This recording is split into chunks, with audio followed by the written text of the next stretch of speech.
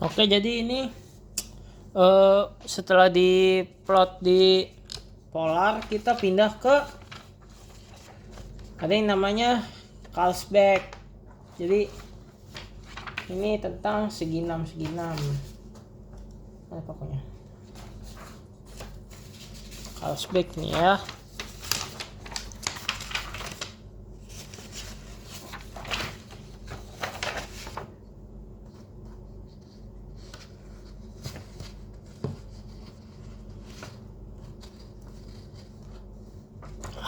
Vivo. Oke, jadi setelah dari polar kita lanjut ke Carlsberg untuk dicari nilai konturnya bagaimana. Soalnya nanti kita bakal membuat kontur, guys. Jadi bisa kalian lihat di sini ada bentuk yang aneh-aneh, tapi di sini bisa kita kelompokkan dengan cara di sini bisa kita gambar segi 6. Nah, kelihatan ya segi 6 ya. Jadi ini tuh segi 6. Lalu dihitung berapa titik yang ada di dalamnya. 1 2 3 4 5. Jadi di sini kita tulis 5. Nah, terus kita tulis juga di sininya, enggak apa-apa, Bu. Enggak apa-apa dempet. Set. Nah, jadi di sini juga bisa tempel. Intinya untuk mencari segi 6-nya dengan gampangnya itu dengan imajinasi. Tapi dengan melihat silang-silang yang ada. Di sini ada pertemuan garis 1 2 3 4 5 6. Kalian nemu pertemuan 6 garis nih. Langsung kasih angka aja. Ini 2. 1 2 3 4 5. Ini banyak nih. 7. Misal kita tulis 7 di sini. Jadi tulis itu di tengah silang-silangnya itu. Jadi misal kita udah ketemu titik tertinggi nih. Jadi di sini ceritanya udah masuk titik tertinggi nih. Udah ini kan ini kan ini shape factor-nya kan. Jadi terus langsung pindah aja ke ininya biar cepat. Sebenarnya ini harus dibikin kontur satu-satu, kayak titik tingginya 7 nanti dibulatin gini. Terus nanti misal di sini 5 berarti titik ke-6 gini. Ntar baru 5 gitu loh. Nah, terus kalau yang di sini yang di gas factor-nya sama juga. Sini kita nemu nih titik yang banyak, langsung kotakin, bikin segi 6. Ketemu 1 2 3 4 5 6 7 8. Di sini titik tertinggi 8. Kita lihat lagi di samping-sampingnya, sekitarnya ada yang lebih tinggi lagi apa enggak. Kalau ada titik tertinggi udah langsung buletin aja. Udah gitu kita langsung pindah ke polar lagi.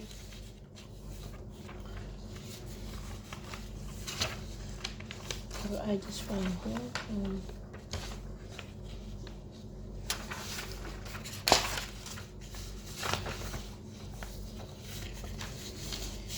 buat apa sih balik ke polar lagi? Buat nyari si kedudukannya ini. Misal di sini kita tarik nih ke tengah. Nah, lalu sini kita ketemu nih berapa nih? Ketemu nggak kelihatan ada kacamata. Jadi di sini bisa dipanjangin aja. Nah, di sini ketemu nih. Di sini 68 lalu kita tarik jadi 90, 80, 70, 60, 50 berarti 0 0 68 is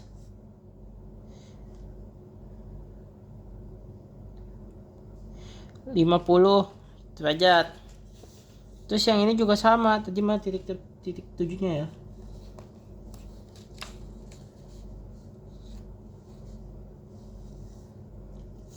Ini titik 7. Titik tertingginya berarti langsung di gini, tarik ke tengah, terus dipanjangin. 1 2 3 3 4 6 berarti kan 3 4 6. north 346 east, set, dihitung 80, 70, 60 derajat, ketemu kan, berarti udah tuh kita simpen datanya.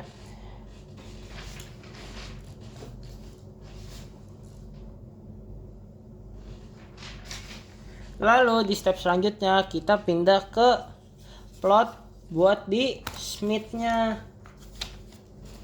Jadi kalian bikin, tadi udah polar, udah Carlsberg, lalu pindah ke Smith guys. Nah,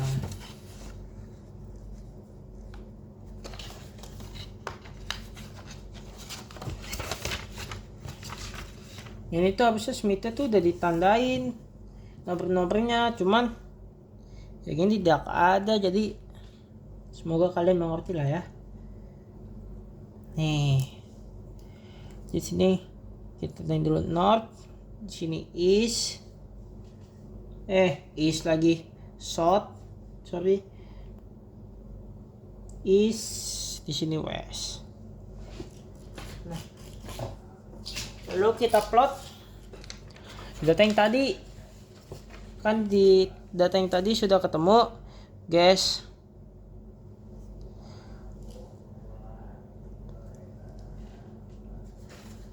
Gas factor-nya itu north 348 346 is 60. Terus di sini ini shear.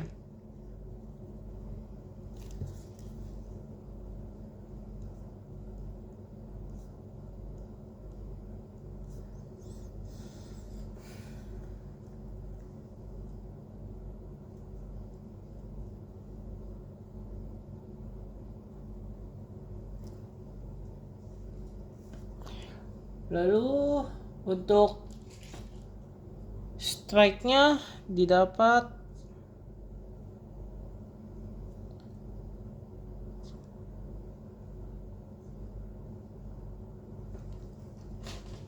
Oke, jadi step pertama, jadi ini kita udah dapat datanya yang ini kita olah, yaitu ngeplot shear factor dan gas factor-nya. 346 berarti di sini 350, 340, 346 di sini. Nah, lalu kita bawa ke posisi north. Lalu kita plot dipnya ada di 60. Jadi kalau di polar tadi luarnya ini 90, tapi garis primitif itu 90, namun di Smith ini garis primitifnya itu 0. Jadi hitungnya dari sini nih, dari titik isnya 0, 1, 2, 3, 4, 5, 6. Nah, jadi di sini kita plot aja.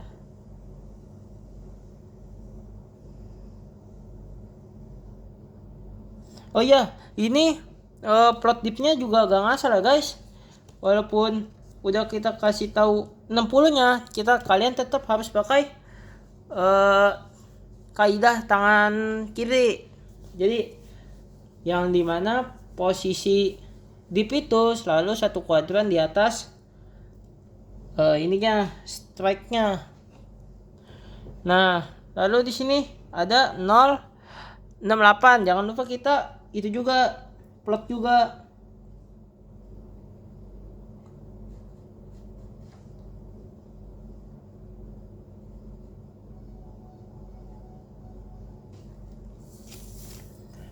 Sini 68. Nah, udah dibawa ke ini. Dibawa ke apa? Dibawa ke north. Kalau kita plot nih dipnya 50. 1, 2, 3, 4, 5.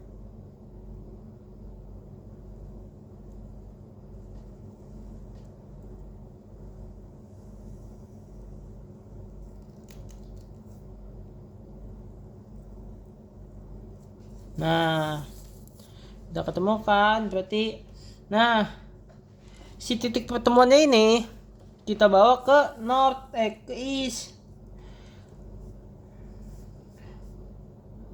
Dan ketemu di sini sigma 2 dan sigma 2 aksen. Sigma 2 aksen. Nah, untuk titik bantunya, garis bantu, jadi kita begini. Misal ini ketutupan. Nah, ini ada di sini. Kita bawa 90.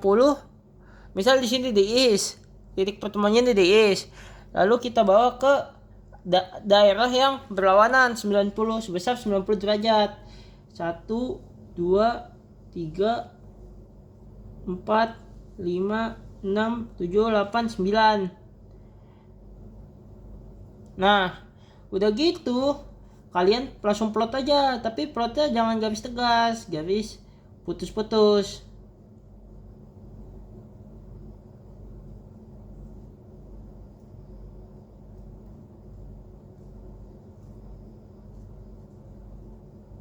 Nah, udah dapat kan garis putus-putus. Nah, itu namanya garis bantu, guys. Nah, apa sih gunanya garis bantu ini? Garis bantu digunakan untuk menghitung semua gaya-gaya yang ada di dalam stereonet ini.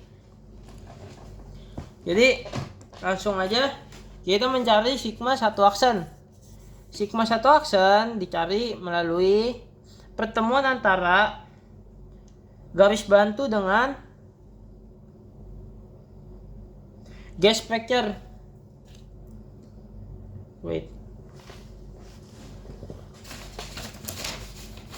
Nah, jadi kalian buat begini. Kelihatan ya ini? Ini pertemuan antara garis bantu dan gas factor. Jadi langsung dibawa ke garis tengah. Garisnya tegas. Lalu pas ketika sampai ke titiknya garisnya putus-putus.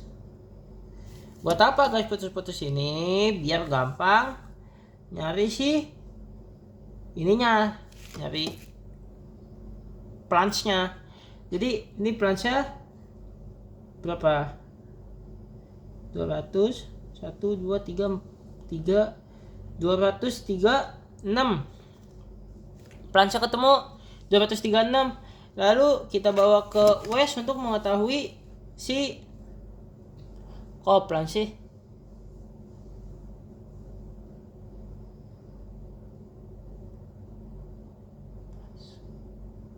Terus ini ngasih tahu si planche-nya. Planche itu berarti 0 1